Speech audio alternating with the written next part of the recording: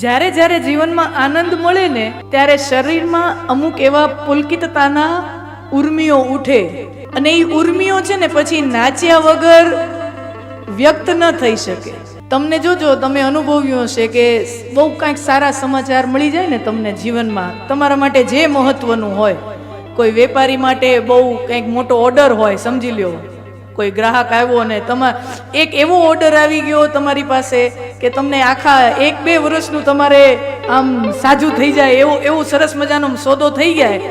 પછી તમને જોજો એ જ્યારે પાર પડે ને વસ્તુ, ફોનમાં તમને ખબર પડે કે ના ના આપણે આ કરવાનું છે, પછી તમને છે ને એક જગ્યાએ બેઠા ન ફાવે, આમ તમે આમથી આમ હાયલા જ રાખો.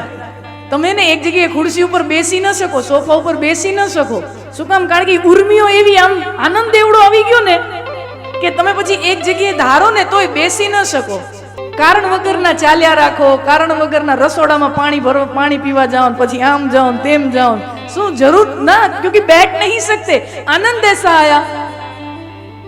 જીવનમાં જ્યારે જ્યારે આમ અતિ આનંદ આવી જાય ને આમ ત્યારે શરીર છે ને એને જાળવી ન શકે અને ઈ નૃત્યના રૂપે વ્યક્ત થાય.